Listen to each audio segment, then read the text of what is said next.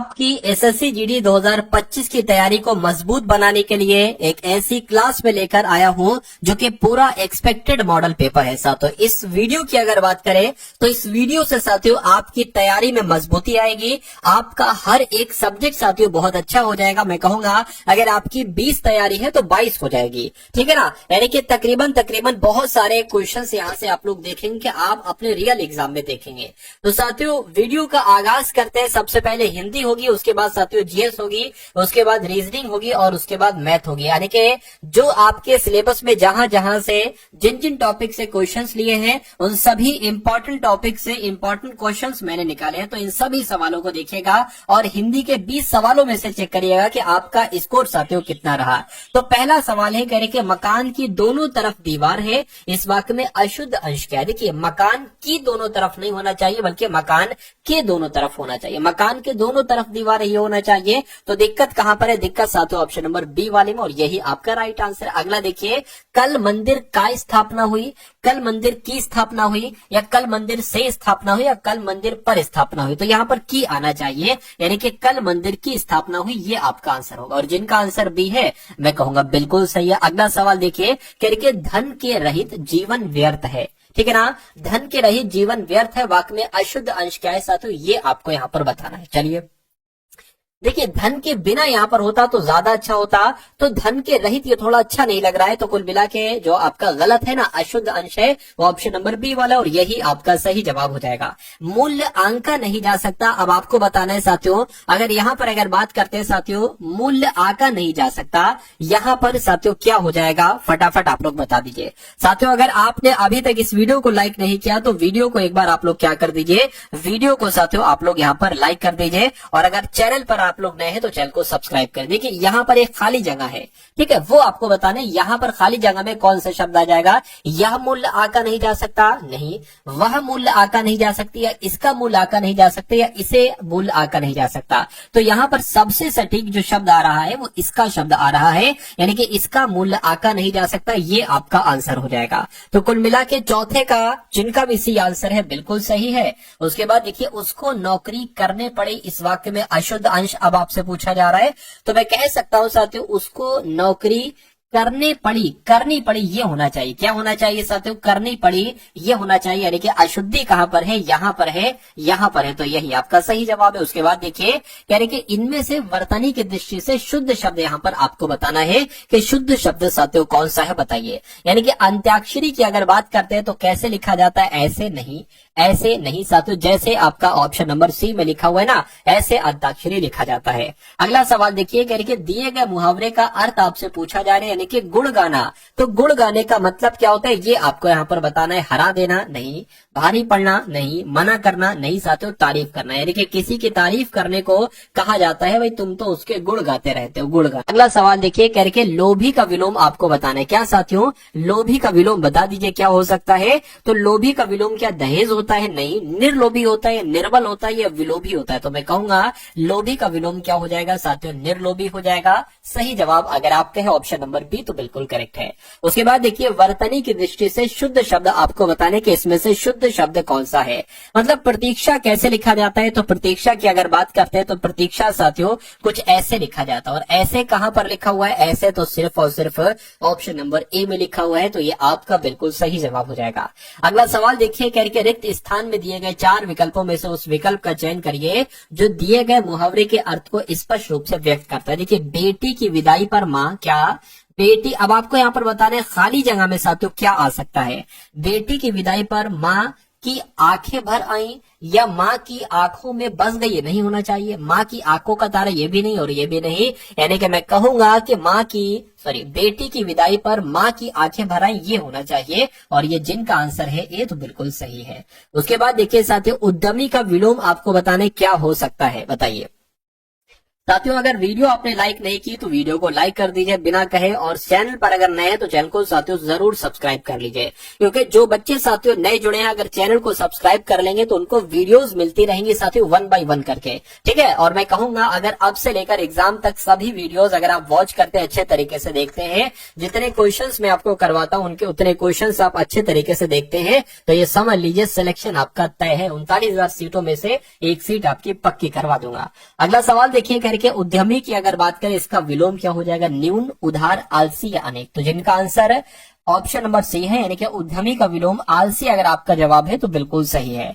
उसके बाद देखिए कि अन्वेषण का पर्यायवाची इसमें से कौन सा नहीं है, तो अन्वेषण के पर्यायवाची क्या क्या, देखिए अन्वेषण को जांच कहते हैं, अन्वेषण को शोध भी कहा जाता है, अन्वेषण को कहीं ना कहीं गवेषण भी कहते हैं, लेकिन व्योम नहीं कहते हैं। व्योम नहीं कहते हैं तो व्योम नहीं कहते, तो ये आपका राइट आंसर। अगला देखिए, राजनीति पर रूप बदल गया, ये होना चाहिए, या राजनीति का रूप बदल गया ये होना चाहिए, राजनीति में रूप बदल गया या के रूप बदल गया। तो यहाँ पर खाली जगह में जो शब्द आएगा वो ऑप्शन नंबर बी वाला आएगा, क्योंकि होना क्या चाहिए, राजनीति का रूप बदल गया ये होना चाहिए। अगला देखिए, निम्नलिखित में से मीन का आपको बताने साथियों समानार्थी क्या हो सकता है, बताइए। तो मीन को साथियों एक तरीके से इसका समानार्थी झक हो जाएगा, क्या हो जाएगा साथियों, झक हो जाएगा। राइट आंसर जिनका ऑप्शन नंबर ए के साथ है, मैं कहूंगा आंसर आपका बिल्कुल करेक्ट हो जाता है भाई, बहुत बढ़िया, वेरी गुड क्लास। अब उसके बाद देखिए अगला सवाल आपके स्क्रीन पर है और आपसे पूछा जा रहा है कि रेखांकित शब्द के लिए उचित विकल्प का चयन कीजिए, यानी कि साहित्य और जीवन का घोर संबंध है। तो यहाँ पर साथियों घोर की जगह पर क्या आना चाहिए ये आपको बताना है। मैं कहूंगा घोर की जगह पर घनिष्ठ शब्द आना चाहिए, यानी कि साहित्य और जीवन का घनिष्ठ संबंध है ये होना चाहिए था। निम्नलिखित में से दिए गए वाक्य के लिए सार्थक शब्द आपको बताने, यानी कि रात्रि में विचरण करने वाले के लिए एक शब्द क्या हो सकता है, बताइए। तो इसको निशाचर कहते हैं, थलचर थोड़ी ना कहते हैं साथियों। रात्रि में विचरण करने वाले को क्या कहा जाता है साथियों, निशाचर कहा जाता है। आंसर आपका जाएगा ऑप्शन नंबर बी के साथ। अगला सवाल आपके स्क्रीन पर कह रहे कि उसने अनेकों ग्रंथ लिख डाला, क्या उसने अनेकों ग्रंथ लिख डाला, ये आपसे यहाँ पर पूछा जा रहा है, मुझे बताइए। चलिए, तो दिक्कत आपको साथियों बताना है कि दिक्कत यहाँ पर आपकी कहां पर आपको लग रही है, यानी कि अनेकों शब्द की अगर बात करें तो ये रेखांकित शब्द हो जाएगा। इसकी जगह पर क्या आना चाहिए, उसने अनेक ग्रंथ लिख डाला ये आना चाहिए, ठीक है ना। तो अनेक शब्द यहाँ पर आना चाहिए, आंसर आपका ऑप्शन नंबर सी होगा। अगला सवाल आपके स्क्रीन पर है, आपसे पूछा जा रहा है कि जिसके पास कुछ भी ना हो उसके लिए एक शब्द क्या हो सकता है, बताइए। तो जिसके पास कुछ नहीं होता है उसको तो अकिंचन कहा जाता है, क्या कहा जाता है, उसको अकिंचन कहा जाता है। अगला देखिए, बिजली गरज रही है या बिजली चमक रही है, बिजली भड़क रही है, बिजली सी रही है। तो यहाँ पर अगर बात करें साथियों, आप लोग की मालूम होना चाहिए बिजली चमकती है, तो बिजली चमकती है तो साथियों बिजली चमक रही है, आंसर आपका भी हो जाएगा। अगला देखिए करके रेखांकित शब्द के लिए उचित विकल्प का साथियों आपको क्या करना है, चयन करना है। चलिए,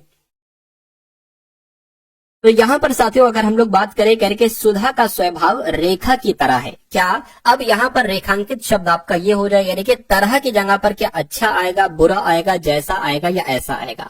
सुधा का स्वभाव रेखा की अच्छा है नहीं, सुधा का स्वभाव रेखा की बुरा है नहीं, सुधा का स्वभाव रेखा की जैसा है, हाँ जैसा आ सकता है, जैसा आ सकता है बिल्कुल साथियों। तो तरह की जगह पर जैसा आ जाएगा और पूरा वाक्य आपका बिल्कुल सही हो जाएगा भाई, बहुत बढ़िया, वेरी गुड क्लास। चलिए साथियों, अब यहाँ पर हिंदी के तो 20 सवाल आपके हो चुके हैं। अब हम लोग साथियों यहाँ पर सामान्य ज्ञान के पूरे टॉप लेवल के 20 क्वेश्चंस यहाँ पर देख लेंगे, और उसके बाद फिर आप रीजनिंग को देखेंगे और मैथ के शानदार कॉन्सेप्ट यहाँ पर आप लोग देखेंगे, ठीक है ना। चलिए देखिए भाई, कह रहे कि मौलिक अधिकारों को भोगने को सुनिश्चित करने की जिम्मेदारी निम्नलिखित में से किसको सौंपी गई है।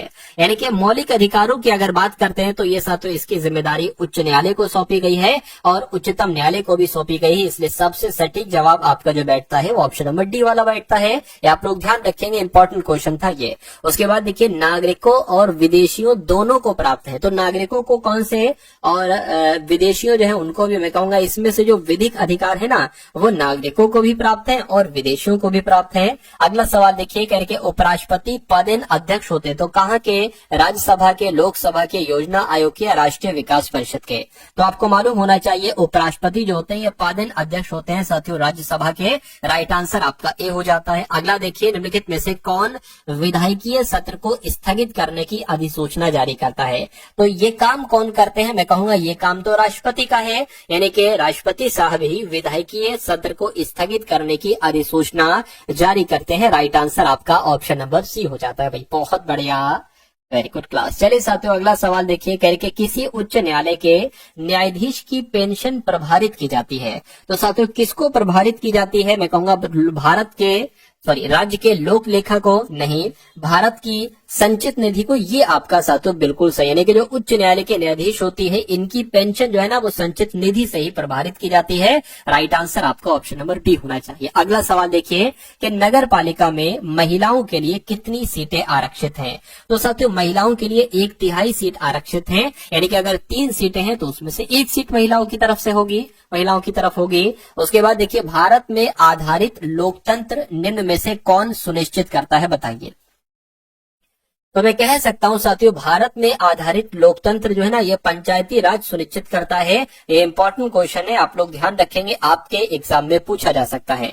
उसके बाद देखिए अगला सवाल है, आपसे पूछा जा रहा है कि स्थानीय स्वशासन संस्था से निर्वाचित पदधारकों को हटाने का प्रत्याहान प्रावधान कहाँ लागू किया गया था? तो ये कहाँ लागू किया गया था साथियों? मध्य प्रदेश में लागू किया गया था, यानी कि स्थानीय स्वशासन संस्था से निर्वाचित पदधारकों को हटाने का प्रत्याहान प्रावधान कहाँ लागू किया गया था? तो मध्य प्रदेश में लागू किया गया था। अगला देखिए भारत में सबसे ऊंचा पठार कौन सा है? तो भारत में सबसे ऊंचा पठार कौन सा है? मैं कहूंगा लद्दाख पठार, ये भारत में सबसे ऊंचा पठार इनमें से। उसके बाद देखिए कह रहे कि प्रायद्वीपीय भारत में उच्चतम पर्वत चोटी है।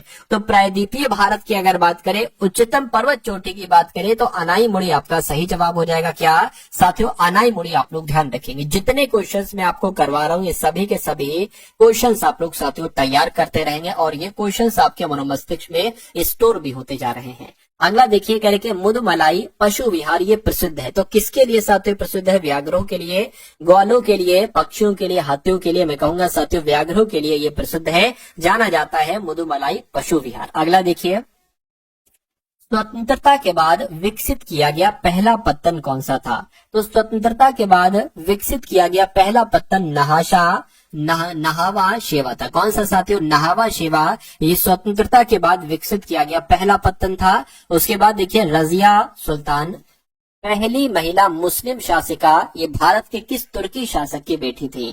तो ये साथियों किसकी बेटी थी? आपको मालूम होना चाहिए इल्तुतमिश की बेटी थी, यानी कि शमसुद्दीन इल्तुतमिश की बेटी का नाम क्या था? रजिया सुल्तान था, और ये भारत की पहली महिला मुस्लिम शासिका थी। ये आप लोग ध्यान रखेंगे।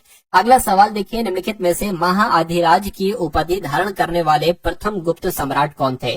तो साथियों कौन थे? आप लोग ध्यान रखेंगे चंद्रगुप्त प्रथम थे, यानी कि चंद्रगुप्त प्रथम ही आप लोग ध्यान रखेंगे।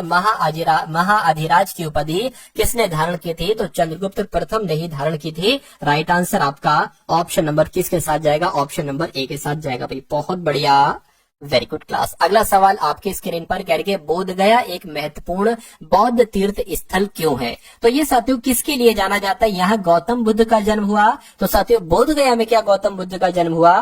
ठीक है, या यहाँ गौतम बुद्ध को ज्ञान की प्राप्ति? बिल्कुल साथियों, बोध गया में अगर बात करें गौतम बुद्ध को ज्ञान की प्राप्ति हुई थी। तो कुल मिला के आपका right answer option number B हो जाएगा। तंजावुर का राजराजेश्वर मंदिर निम्न में से किस देवता को समर्पित है? तो ये साथियों किस देवता को समर्पित है? ये तो भगवान शिव को समर्पित है। क्या तंजावुर का राजराजेश्वर मंदिर जो है ना ये भगवान शिव को समर्पित है।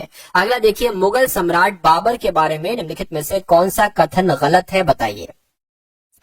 यहाँ पर अगर बात करें साथियों कौन सा कथन गलत है, ये आपसे पूछा जा रहा है। जब वह सिंहासन पर बैठा तो उसकी आयु 18 वर्ष थी। 18 वर्ष साथियों नहीं थी। उसे फरगाना के राज सिंहासन पर विजय प्राप्त की थी। बिल्कुल ये आपका सही हो जाएगा। उसने 1949 में राज सिंहासन प्राप्त किया था। सही है, पहला मुगल सम्राट था। बिल्कुल सही, यानी कि गलत कौन सा है? ऑप्शन नंबर ए वाला गलत है। गलत है तो यही आपका क्या होगा? यही आपका सही जवाब हो जाएगा। उसके बाद देखिए कह रहे निम्नलिखित में से कौन सी पुस्तक बाणभट्ट द्वारा लिखित है? तो इनमें से कौन सी पुस्तक बाणभट्ट के द्वारा लिखित है? मैं कहूंगा हर्षचरितम पुस्तक बाणभट्ट के द्वारा लिखित है। आंसर आपका ऑप्शन नंबर किसके साथ जाएगा भाई? बी के साथ जाएगा। अगला देखिए कह रहे प्रथम विश्व युद्ध 1914-1918 के दौरान अगर बात करते हैं यहाँ पर साथियों जो प्रथम विश्व युद्ध ना 1914 से 1918 तक चला था, इसके दौरान कीमतें लगभग 2 गुनी हो गई थी, या कीमतें अपरिवर्तित रही थी, या कीमतें 3 गुनी हो गई थी, या कीमतों में 10% की कम वृद्धि हुई थी। मैं कहूंगा साथियों इसमें कीमतें 2 गुनी हुई थी। 100 रुपए की कोई चीज थी वो 200 रुपए की हो गई थी प्रथम विश्व युद्ध के दौरान। अगला सवाल है कह रहे कि आगा खान महल किस राज्य में स्थित है? तो ये तो साथियों महाराष्ट्र में स्थित है। कहां पर स्थित है आगा खान महल? ये महाराष्ट्र में स्थित है। आंसर आपका जाएगा ऑप्शन नंबर डी के साथ। तो ये साथियों 20 सवाल हिंदी के जैसे आपके एग्जाम में आते हैं और 20 सवाल सामान्य ज्ञान के जैसे आपके एग्जाम में आते हैं। और अब हम लोग यहाँ पर देखेंगे रीजनिंग के क्वेश्चंस और साथियों मैथ के क्वेश्चंस। अब उसके बाद देखिए साथियों, कथन और निष्कर्ष वाला सवाल यहाँ पर आपके सामने आ चुका है। कहा जा रहा है कि कोई रचनात्मक नियोक्ता नहीं है। तो कोई रचनात्मक नियोक्ता नहीं है साथियों, ये हम लोग बना लेते हैं। क्या कहा जा रहा है? कोई रचनात्मकता। मान लीजिए साथियों क्या हो जाएंगे, ये रचनात्मकता हो जाएंगे। और कहा जा रहा है कि कोई रचनात्मकता क्या नहीं है? नियोक्ता नहीं है साथियों। और ये क्या हो गए? ये आपके नियोक्ता हो गए। ठीक है, कोई दिक्कत नहीं। उसके बाद कह रहे हैं सभी विशेषज्ञ रचनात्मकता है। यानी कि मान लीजिए साथियों ये अगर बात करें साथियों, ये क्या हो गए? ये विशेषज्ञ हो गए। ये क्या हो गए? ये विशेषज्ञ हो गए। ठीक है, उसके बाद कहा जा रहा है साथियों सभी विशेषज्ञता रचनात्मक हो गए। सभी कर्मचारी विशेषज्ञ हो जाए, यानी कर्मचारी जो है ना वो इसके अंतर्गत आ जाएंगे। तो ये कर्मचारी हो गए। अब निष्कर्ष को पढ़िए और बताइए साथियों कौन सा निष्कर्ष सही है, कौन सा निष्कर्ष गलत है। कह रहे कि कोई नियोक्ता विशेषज्ञ नहीं है, कोई नियोक्ता विशेषज्ञ नहीं है। तो ये बात अगर बात करें बिल्कुल सही है। विशेषज्ञ की बात करें ये है, जब कोई रचनात्मकता नियोक्ता नहीं हो सकते तो कोई नियोक्ता ना तो विशेषज्ञ हो सकते हैं और ना ही साथियों एक तरीके से कर्मचारी हो सकते हैं। ये बात बिल्कुल सही है। कोई कर्मचारी नियोक्ता नहीं है, ये बात भी बिल्कुल सही है। यानी कि दोनों ही निष्कर्ष आपके निकलते हैं, दोनों ही निष्कर्ष यहाँ पर पालन करते हैं, ऐसा ऑप्शन नंबर डी में लिखा हुआ है। तो ये आपका बिल्कुल सही जवाब हो जाएगा। अगला सवाल देखिए, अगला सवाल है साथियों, कहा जा रहा है कि सबसे पहले FDG आया है, उसके बाद साथियों यहाँ पर अगर बात करते हैं IIL आया है, उसके बाद LNQ आया है। आपको बताने के उसके बाद यहाँ पर 3 लेटर्स कौन से आ सकते हैं बताइए। देखिए यहाँ पर अगर बात करें F होता है 6 पर और I होता है 9 पर, यानी कि 3 बड़ा है। I 9 पर होता है, L 12 पर होता है, फिर 3 बड़ा है। यानी कि अगर फिर इसमें साथियों 3 बड़ा है तो मैं कहूंगा L में 3 बढ़ाएंगे तो O आ जाएगा। O एक तो यहाँ पर है, एक यहाँ पर है। D से साथियों I हुआ है तो कितना बड़ा है? 5 बड़ा है। I से N हुआ है तो मैं कहूंगा कितना बढ़ गया? I से N हुआ, N 14 पर होता है, 5 बड़ा है। तो इसमें अगर साथियों हम लोग 5 बढ़ाएंगे तो S आ जाएगा, यानी कि OS कहां पर है? अच्छा यहाँ पर भी कोई दिक्कत नहीं। G 7 पर होता है, L 12 पर होता है। एक तरीके से अगर बात करें कितना बड़ा है? फिर से 5 बड़ा है। L 12 पर होता है, Q 17 पर होता है, 5 बड़ा है। 5 अगर इसमें साथियों हम बढ़ा देंगे तो कितना आ जाएगा? V आ जाएगा। यानी कि OSV कहां पर लिखा हुआ है? OSV ऑप्शन नंबर C में लिखा हुआ है। तो ऐसे साथियों सवाल आपके सामने आएंगे। और इस सवाल की अगर बात करें तो ये सवाल साथियों बहुत इंपॉर्टेंट है। बहुत अच्छे से इस सवाल को देखिएगा और आंसर आप लोग निकालने की साथियों कोशिश करिएगा। ठीक है ना? चलिए, तो क्या कहा जा रहा है? कह रहे कि 7 मित्र हैं। ठीक है, एक वृत्ताकार मेज के इर्द गिर्द केंद्र की ओर मुख करके बैठे हैं। तो एक साथियों हम यहाँ पर क्या बना लेते हैं, एक काम करते हैं, इसको थोड़ा सा क्या दूसरा स्केच ले लेते हैं। चलिए, हाँ, तो क्या कहा गया है साथियों? 7 लोग हैं तो मान लेते हैं 1 2 3 4 5 6 और एक साथियों 7।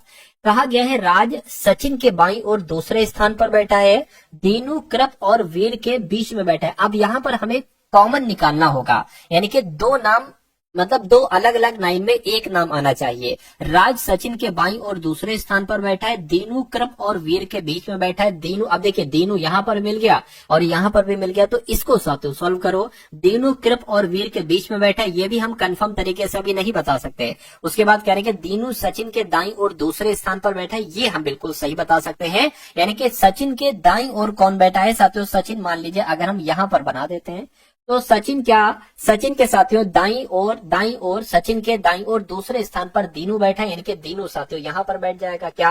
दीनू यहाँ पर बैठ जाएगा। क्लियर है? उसके बाद अच्छा अब इसको देख लीजिए, दीनू जो है ना ये कृप और वीर के बीच में बैठा है। तो दीनू की अगर बात करें तो कृप और वीर के बीच में बैठा। मान लीजिए साथियों कृप यहाँ पर बैठ गया, कृप और दीनू जो है ना साथियों ये आपका एक तरीके से बात करें कृप और वीर के बीच में बैठा। मान लीजिए वीर यहाँ पर अगर बैठ जाता है, उसके बाद क्या कहा जा रहा है? कह रहे कि राज वीर के दाईं और चौथे स्थान पर बैठा है। राज जो है ना साथियों ये वीर के दाईं और चौथे स्थान पर बैठा है, यानी कि 1 2 3 4। तो राज साथियों यहाँ पर बैठेगा। ठीक है, कह रहे कि रॉकी सैम के दाईं और दूसरे स्थान पर बैठा। अब देखिए 2 बचे, 2। तो सैम की अगर बात करें, सैम को हम यहीं पर बैठा सकते हैं, क्योंकि अगर सैम को हम यहाँ बैठा लेंगे तो फिर इधर जाना पड़ेगा। तो सैम के दाईं और दूसरे स्थान पर कौन बैठा है? रॉकी बैठा है, यानी कि रॉकी यहाँ पर बैठ जाएंगे। तो साथियों 7 लोग थे, सातों को हमने बैठा दिया। सवाल में क्या पूछा जा रहा है कि वीर के बाईं और दूसरे स्थान पर कौन है। तो वीर के बाईं और दूसरे स्थान पर साथियों कौन है, मैं कहूंगा रॉकी है। तो रॉकी आपका राइट आंसर हो जाएगा, ऑप्शन नंबर ए वाला देखो, और ये ए वाला ही साथियों राइट आंसर हो गया। तो जिनका भी आंसर यहाँ पर ऑप्शन नंबर ए के साथ था, मैं कहूंगा आंसर आपका बिल्कुल करेक्ट था भाई, बहुत बढ़िया, वेरी गुड क्लास। अब इस सवाल को साथियों देख लीजिए, ये सवाल भी बहुत अच्छा है और बहुत अच्छे कॉन्सेप्ट पर ये सवाल साथियों आधारित है। ऐसा एक सवाल आपसे पूछा ही पूछा जाता है। देखिए कह रहे कि रोज इज रेड को लिखा जा सकता है टिक रिक सिक, ऐसे हम पढ़ सकते हैं। यानी कि रोज का कोड हो सकता है टिक हो रिक हो सिक हो सकता है, इसका कोड इसमें से ही कुछ ना कुछ होगा। उसके बाद कहा गया है कि स्काई इज ब्लू को लिख सकते हैं विक रिक फिक। डेंजर सिंगल्स आर रेड को क्या अगर बात करें साथियों, डेंजर सिंगल आर रेड को साथियों लिखा जा सकता है मिक निक टिक किक। तो कह रहे हैं कि रोज का इसमें से कोड क्या होगा। अब आप देखिए साथियों, रोज क्या यहां पर है, यहां पर आपको मिल गया, यानी कि रोज का कोड या हो सकता हो टिक हो रिक हो सिक हो, इसमें सही होगा। अब साथियों एक काम आप ये करेंगे, आपको रोज का कोड निकालना है, तो आप उससे पहले इज का कोड और रेड का कोड निकालेंगे। किसका साथियों, इज का कोड और रेड का कोड निकालेंगे, ठीक है। तो आप क्या करेंगे साथियों, ये आपको निकालना पड़ेगा। तो इज की अगर बात करें, इज एक तो यहां पर है और एक कहां पर है साथियों, एक अगर बात करें एक आपका यहां पर है। तो आप देखिए इसमें से और इसमें से जो कॉमन मिल रहा है ना, वही इज का कोड है। क्या कॉमन मिल रहा है देखिए जरा, रिक, हाँ रिक कॉमन मिल रहा है। तो रिक जो होगा ना साथियों, वो रिक आपका ये इज का कोड हो जाएगा। कहा जा सकता है कि रोज इज रेड में रिक आंसर नहीं हो सकता, यानी कि रिक जो है ना ये रोज का कोड नहीं हो सकता, क्योंकि ये इज का कोड है। अब एक काम करिए, रेड का कोड निकाल लीजिए। रेड कहां पर साथियों लिखा हुआ है देखिए जरा, हाँ रेड यहां पर साथियों लिखा हुआ है। तो आप देखिए इसमें से और इसमें से कुछ कॉमन होगा। क्या कॉमन है, टिक, टिक यहां पर लिखा है, टिक साथियों लिखा हुआ है। क्या लिखा हुआ है, टिक तो लिखा हुआ है। अच्छा और कुछ तो कॉमन नहीं है, रोज इज रेड, देखिए रोज इज रेड, हाँ साथियों टिक जो होगा ना, टिक ये आपका क्या हो जाएगा, एक सेकेंड, रेड की अगर बात करें इसमें साथियों क्या क्या कॉमन मिल रहा है, टिक मिल रहा है। तो टिक ये हो गया, ये वाला टिक ये हो गया। और कुछ कॉमन मिल रहा है, सिक, सिक नहीं मिल रहा है। तो टिक की अगर बात करते हैं TIC, TIC ये आपका रेड का हो जाएगा। तो मैं कह सकता हूं साथियों ये भी आंसर नहीं हो सकता टिक, क्यों, क्योंकि ये आपका रेड का कोड है। तो बचा सिक, सिक क्या हो जाएगा, ये रोज का कोड हो जाएगा साथियों। सिक आपका कोड हो जाएगा रोज का और यही आपका आंसर हो जाएगा। सिक कहां पर लिखा हुआ है, ऑप्शन नंबर सी में लिखा हुआ है। तो जिनका आंसर ऑप्शन नंबर सी के साथ है बिल्कुल सही है। साथियों जो मेथड मैंने अपनाया है ना, जो मेथड मैंने आपको बताया, ये मेथड आपको लगाना है, ये सबसे शानदार और सबसे अच्छा मेथड है। चलिए अगला देखिए, कहा जा रहा है साथियों कि 4 अक्षर समूह दिए गए जिनमें से 3 किसी तरह से संगत है और एक असंगत है। असंगत अक्षर समूह का साथियों आपको चयन करना है। देखिए ये आर है, आर साथियों 18 पर होता है, W 23 पर होता है, Y आपका 25 पर होता है, उसके बाद L 12 पर होता है, Q 17 पर होता है, S 19 पर होता है, F 6 पर होता है, K 11 पर होता है, M 13 पर होता है और R 18 पर होता है साथियों, ये X 24 पर होता है, Z आपका 26 पर होता है। देखिए इसमें कितना बढ़ाया गया साथियों, 6 बढ़ाया गया, इसमें कितना बढ़ाया गया, 5 बढ़ाया गया, इसमें कितना बढ़ाया गया, 5 बढ़ाया गया, इसमें कितना बढ़ाया गया, 5 बढ़ाया गया। तो इसमें तो 5 5 5 बढ़ाया जा रहा है, लेकिन इसमें 6 बढ़ाया जा रहा है। तो मैं कहूंगा कौन सा सबसे अलग होगा, ऑप्शन नंबर डी वाला सबसे अलग होगा। सबसे अलग होगा तो यही आपका राइट आंसर हो जाएगा, ठीक है ना। चलिए अब इस सवाल की अगर बात करें साथियों, इस सवाल को आप लोग देखिए और इस सवाल का आंसर मुझे बताइए कि आंसर इसका क्या हो सकता है। कहा जा रहा है साथियों, मैं आपको बता देता हूं, 11 है, उसके बाद 19 है, उसके बाद 59 आ गया है, उसके बाद 115 हो गया है, उसके बाद साथियों 347 हो गया है। आपको बताने के उसके बाद यहाँ पर कौन सा नंबर आएगा। देखिए क्या कहा जा रहा है साथियों, 11 से 19 जो बना है, कैसे बना है ये आपको यहाँ पर बताना है। अगर साथियों यहाँ पर हम क्या करें, अगर हम यहाँ पर साथियों 11 दुना कर दें, 11 दुना 22 हो जाएगा और उसमें से सिर्फ और सिर्फ 3 घटा देते हैं तो हमें 19 मिल जाएगा। उसी प्रकार 19 की अगर बात करते हैं साथियों, 19 की गुणा जब हम यहाँ पर किससे करते हैं, 19 की गुणा अगर हम बात करें साथियों 3 से करते हैं, ठीक है ना। तो साथियों हमें 57 मिलना चाहिए, लेकिन ये क्या है, ये आपका 59 है। कितना बड़ा हुआ है साथियों, 2 बड़ा हुआ है, यानी कि हम कह सकते हैं इसमें हमें 2 प्लस करना पड़ेगा। ये बात बिल्कुल क्लियर है। अब इसकी गुणा 59 की गुणा अगर हम करते हैं साथियों 2 से करें तो ये 118 हो जाएगा, 118 हो जाएगा। अब इसमें कितना माइनस करना पड़ेगा, 3 माइनस करना पड़ेगा। अब इसकी अगर बात करें, इसकी हम गुणा किससे करें, एक काम करिए 3 से करिए। देखिए पहले 2 से की गई, फिर 3 से की गई, फिर 2 से की गई, तो जाहिर सी बात है अब 3 से करेंगे तो 115 तियां कितना होता है देखिए जरा, 115 तियां, 3 पंजे 15 हो जाएगा, 3 3 4 हो जाएगा, 3 का 3 345 हो जाएगा। अब इसमें भी हमें 2 प्लस करना पड़ेगा। देखिए पहले 3 माइनस, फिर 2 प्लस, फिर 3 माइनस, फिर 2 प्लस। मैं कह सकता हूं इसमें अब हमें क्या करना पड़ेगा, 2 से तो गुणा करना पड़ेगी और इसमें हमें 3 माइनस करना पड़ेगा। तो ये काम कर लीजिए, 347 की गुणा 2 से करिए, फिर 3 माइनस करिए, 7 दूना 14 हो जाएगा, 4 दूना 8 और एक आपका 9 हो गया, 3 दूना 6। अब इसमें आपको साथियों कितना माइनस करना पड़ेगा, 3 माइनस करना पड़ेगा। तो मैं कहूंगा 691 आना चाहिए। अगर 691 ऑप्शन में कहीं पर है तो वो आपका बिल्कुल सही जवाब हो जाएगा। और बिल्कुल साथियों ऑप्शन नंबर सी में 691 है। तो ये जिनका आंसर है मैं कहूंगा आंसर आपका बिल्कुल करेक्ट है। अगला देखिए क्या कहा जा रहा है साथियों, आपसे कहा जा रहा है कि उस विकल्प का चयन करिए जिसमें दी गई संख्याओं के बीच वही संबंध है जो दिए गए समूह की संख्याओं के बीच है। कहने का मतलब साथियों ये है कि जो यहाँ पर लॉजिक लगा, यानी कि जैसे 44 से 70 हुआ है, फिर उसके बाद 57 हुआ है, तो जो यहाँ पर लॉजिक है, जो रूल यहाँ पर, वही रूल इन 4 ऑप्शन में से साथियों किसमें होगा, ये आपको यहाँ पर बताना है।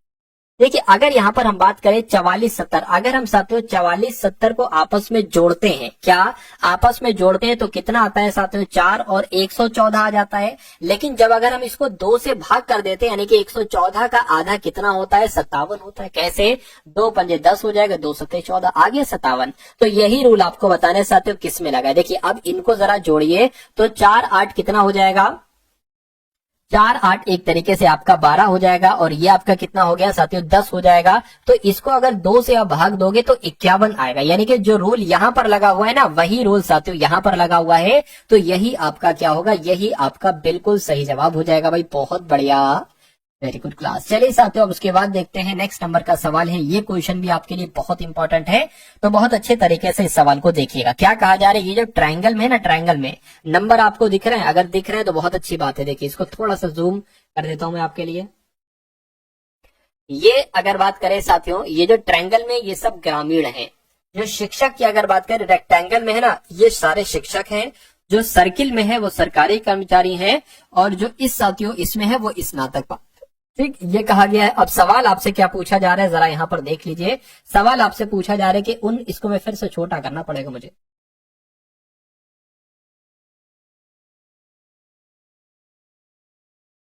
हाँ, सवाल पूछा गया था कि उन ग्रामीण सरकारी शिक्षकों की संख्या क्या है जो स्नातक नहीं है। यानी कि बस तो स्नातक नहीं होना चाहिए, बस स्नातक नहीं होना चाहिए, बस इतनी सी बात आपको बताना है। यानी कि स्नातक की अगर बात करें, इसमें से वो नंबर नहीं होना चाहिए, इसमें से वो नंबर ना हो, इसमें से वो नंबर ना हो, और बाकी ग्रामीण भी हो, शिक्षक भी हो और सरकारी कर्मचारी भी हो। तो मैं कहूंगा एक ऐसा नंबर हमें 2 दिख रहा है यहाँ पर, जो कि ग्रामीण भी है, जो कि शिक्षक भी है, जो कि सरकारी कर्मचारी भी है, लेकिन वो स्नातक नहीं है। तो 2 कहां पर लिखा हुआ है साथियों, 2 आपका यहां पर लिखा हुआ है। तो 2 कौन से ऑप्शन में है, मैं कहूंगा 2 ऑप्शन नंबर ए वाले में है। तो यही आपका राइट आंसर हो जाएगा। चलिए भाई अब उसके बाद देखिए अगला सवाल आपके स्क्रीन पर देखिए और बताइए सही जवाब क्या होगा। देखिए भाई, यानी कि 1 है, 9 है, 36 है और उसके बाद 100 है, और उसके बाद आपको बताने के कौन सा नंबर यहाँ पर आएगा। देखिए यहाँ पर अगर साथियों हम लोग थोड़ा सा ध्यान से अगर हम साथियों इन सवालों को देखें, तो मैं कहूंगा साथियों 1 की जब हम बात करते हैं तो 1 में ऐसा, मतलब 1 से 9 बनाया गया है। तो कैसे 9 बनाया गया है,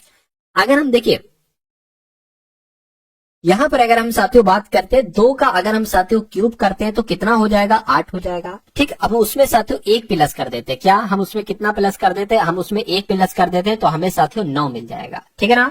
उसी प्रकार अगर बात करते हैं साथियों, यहाँ पर हम 3 का क्यूब करते हैं और उसमें 3 का क्यूब करने पर क्या आ जाएगा साथियों, 27 आ जाएगा। 27 आ जाएगा, उसमें 9 जोड़ देते हैं तो साथियों क्या हमें मिल जाएगा, 36 मिल जाएगी। ये बात बिल्कुल सही है। उसके बाद साथियों हमें अगर 4 का क्यूब करें तो 64 हो जाएगा, और 64 में साथियों 36 जोड़ दे तो 100 हो जाएगा। यानी कि अब हमें साथियों क्या करना पड़ेगा, 5 का क्यूब करना पड़ेगा। 5 का क्यूब करना पड़ेगा साथियों, और एक तरीके से देखिए 5 का क्यूब करेंगे तो 125 आ जाएगा। कितना आ जाएगा, 125 एक तरीके से आ जाएगा। 1 जोड़ा, 9 जोड़ा, 36 जोड़ा, तो जाहिर सी बात है अब यहाँ पर 100 हमें जोड़ना पड़ेगा, यानी कि 225 साथियों यहाँ पर आ जाएगा।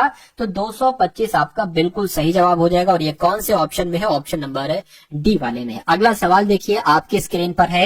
देखिए साथियों इस सवाल को और बताइए कि आपका सही जवाब यहाँ पर क्या हो सकता है। चलिए क्या कहा जा रहा है साथियों, आपसे कहा जा रहा है कि एक निश्चित कूट भाषा में एफ ए एक्स को क्या लिखा जाता है, ई जी जेड बी डब्ल्यू वाई लिखा जाता है।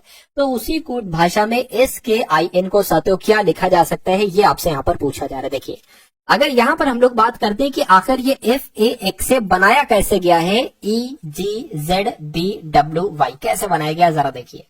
देखिए यहाँ पर जब हमने एफ को देखा तो एफ के आजू बाजू वाले ये लेटर है, यानी कि एफ में अगर एक घटा दोगे तो ई आ जाएगा, एक बढ़ा दोगे तो जी आ जाएगा। ये एक न्यू कॉन्सेप्ट है साथियों, न्यू कॉन्सेप्ट जो आपके एग्जाम में इस बार आपको देखने को मिलेगा। उसी प्रकार ए की बात करें तो ए से पहले जेड आ जाएगा, ए के बाद बी आ जाएगा।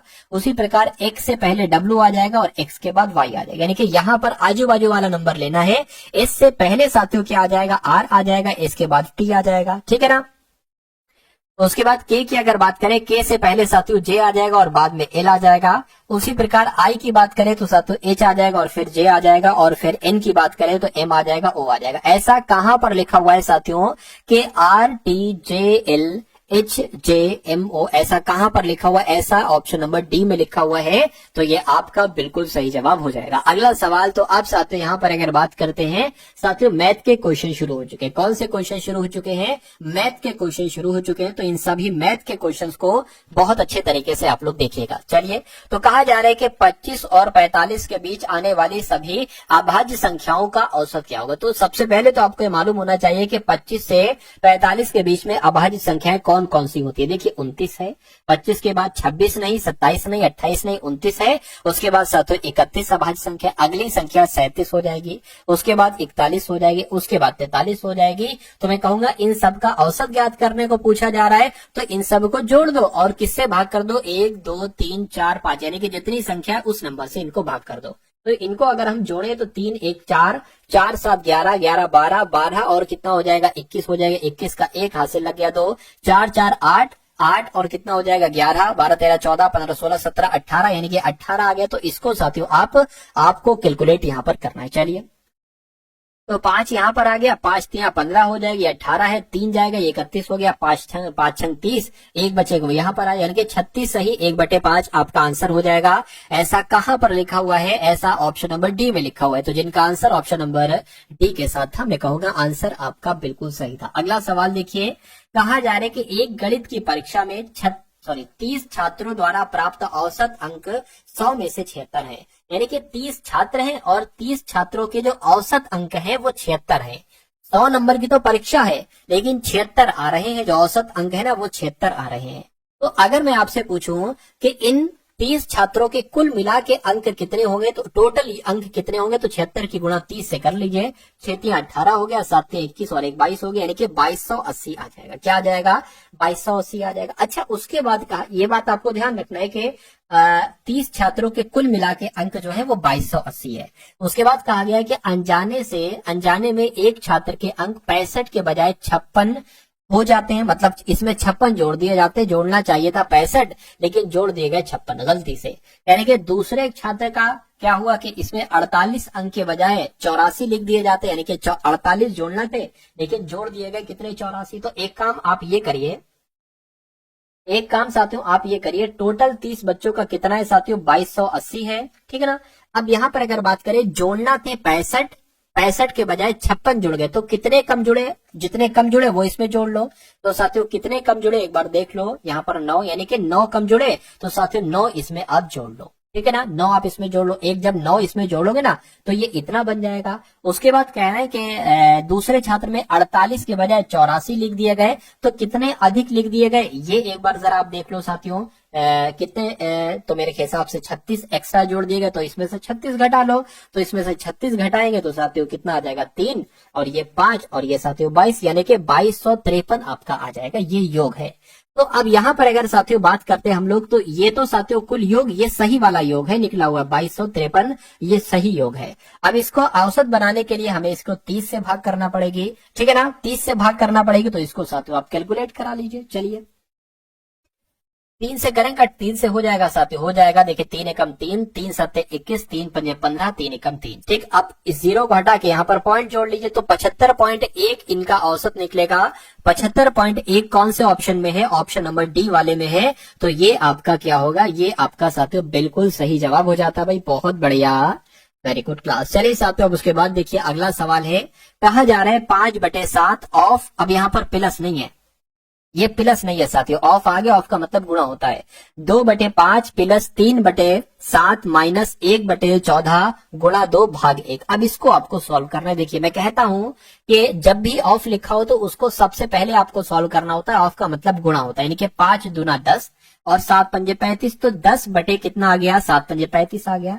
इसको अगर कट करेंगे 5 दूना 10 और 5 सत्ते 35, यानी कि इसकी जगह पर हम डायरेक्ट लिख लेते हैं 2/7, इसकी जगह, इस पूरे की जगह पर 2/7। उसके बाद प्लस 3/7 ये हो गया, और माइनस की अगर बात करें 2 एकम 2, देखिए एक भाग में तो कोई दिक्कत ही नहीं है, एक भाग में आ जाएगा, 2 एकम 2, 2 सत्ते 14, तो यहाँ पर 1/7 आ जाएगा। अब नीचे देखिए 7 7 7 है, तो नीचे 7 एक बार लिख लेंगे, उसके बाद 2 प्लस 3 माइनस 1, तो 2 प्लस 3 माइनस 1 यहाँ पर आ गया। अब यहाँ पर अगर बात करें साथियों 2 प्लस 2/7, यानी कि 4/7 यहाँ पर आपका आंसर आ चुका है। 4/7 कौन से ऑप्शन में लिखा हुआ है, तो ऑप्शन नंबर ए में लिखा हुआ है। तो जिनका आंसर ऑप्शन नंबर ए के साथ है, मैं कहूंगा आंसर आपका बिल्कुल करेक्ट हो जाता है भाई, बहुत बढ़िया, वेरी गुड क्लास। चलिए साथियों, अब उसके बाद देखिए अगले नंबर का सवाल आपकी स्क्रीन पर है। कह रहे हैं कि एक पर्स में रखे 1 रुपए, 2 रुपए और 5 रुपए सिक्कों का अनुपात कितना है, 8:5:3, यानी कि 1 रुपए के सिक्के अगर 8 हैं तो 2 रुपए के सिक्के 5 होंगे, और 2 रुपए के सिक्के 5 होंगे,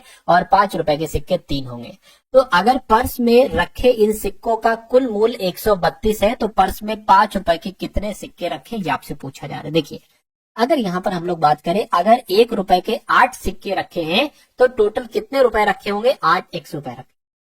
2 रुपए के 5 सिक्के रखे हैं तो 2 पंजे 10, यानी कि 10x इसको हम लिखते हैं, और 5 रुपए के 3 सिक्के रखे हैं तो 5x इसको हम लोग लिखते हैं। और यहाँ पर कहा जा रहा है कि अगर इन सिक्कों का कुल मूल्य 132 है, यानी कि बराबर 132 ही आ जाएगा। तो देखिए 10 और 8 18, और 18 आपका कितना हो जाएगा साथियों, 33x हो जाएगा, यानी कि 33x बराबर हो गया 132। x बराबर क्या हो गया, 132/33 हो गया। इसको जरा कैलकुलेट कीजिए, 3 एकम 3, 3 एकम 3, 3 चौक 12, 3 चौक 12, 11 और ये 4 आ जाएगा, यानी कि x बराबर आपका क्या आ गया है, 4 आपका आ गया। ये बात क्लियर है, बिल्कुल क्लियर है। देखिए गलती तो नहीं होगी कुछ, जरा देखिए 3 एकम 3, 3 एकम 3, 3 चौक 12, एक जाएगा 3 चौक 12, ठीक है, तो 11 चौक, बिल्कुल सही है, कोई दिक्कत नहीं है। हाँ, अब क्या कहा जा रहा है, कह रहे हैं पर्स में 5 रुपए के सिक्के कितने हैं, तो पर्स में 5 रुपए के सिक्के 3 है। कितने हैं साथियों, 3 है। तो जब x बराबर 4 है तो 3x की वैल्यू आपसे पूछी जा रही है, तो मैं कहूंगा 3 गुणा 4 हो जाएगा, और 3 गुणा 4 12 आ जाएगा। यानी कि मैं कह सकता हूं कि पर्स में 5 रुपए के सिक्के कितने होंगे, 12 होंगे। तो 12 जिनका आंसर है उनका आंसर यहाँ पर बिल्कुल सही हो जाता है भाई, बहुत बढ़िया, वेरी गुड क्लास। चलिए साथियों, अगला सवाल आपके स्क्रीन पर कह रहे हैं कि 20%, 10%, 15% की क्रमिक छूटों की श्रृंखला के समतुल्य एकल छूट क्या होगा। कभी भी अगर ऐसा सवाल आपके सामने आए, कैसा सवाल आपके सामने आए, अगर सवाल में 3 तरह के अलग अलग प्रतिशत दे रखे हो, ये 30 भी हो सकता है, 35 कुछ भी हो सकता है, और पूछा जाए ये क्रमिक छोटे हैं, इनकी अगर एकल छूट ज्ञात करना हो तो वो कितनी होगी, 38.5%, 37.5, 40 या 45। तो सबसे पहले आपको इसको और इसको ले लेना है, और एक सूत्र की मदद से इसको सॉल्व करना है, x plus Y minus XY/100, ठीक है ना। x यहाँ पर 20 हो जाएगा, y यहाँ पर 10 हो जाएगा। देखिए तो ये x हो गया, y क्या है 10% है, माइनस अब ये गुणा है यहाँ पर, ठीक है, 20 गुणा यहाँ पर आपका 10 हो गया, बटे आपका 100 हो गया, 0 से दोनों 0 कैंसिल हो गए, ये दोनों साथ 30 हो जाएगा, माइनस और ये आपका 2 हो गया, यानी कि कितना आया, 28% आया। तो 28% आया, कहने का मतलब ये है 28%। आप लोग एक संख्या याद रखेंगे कि अगर पूछा जाता 20% और 10% की एकल छूट क्या होती, तो आप 28% लिखते। लेकिन यहाँ पर एक और छूट है, तो अब हम क्या करेंगे, 28% को x मान लेंगे और इसको y मान लेंगे, यानी कि x यानी कि 28 प्लस 15 माइनस 28 गुणा 15, ठीक है, बटे हुए आपका 100 आ जाएगा। इसको जोड़ेंगे तो कितना आ जाएगा, 38 और 5 कितना हो जाएगा, 43 हो जाएगा, माइनस इसको अगर कैंसिल करें तो 5 तिया और यहाँ पर 20 आ गया, ठीक। इसको अगर साथियों कैंसिल करें तो 14 आ जाएगा, नीचे आपका 10 आ जाएगा, और ये आपका 3 आ जाएगा। ये बात क्लियर है, 14 3 आपका 42 हो जाएगा, 42/10 ना लिखकर पॉइंट लगा लो, ये 10 कैंसिल हो जाएगा। तो अब यहाँ पर अगर साथियों हम लोग बात करें 43 माइनस 4.2 क्या साथियों आ गया? 43 माइनस 4.2 आपके सामने आ गया। तो इनको घटा दीजिए, आपका आंसर साथियों निकल आएगा बहुत आराम से।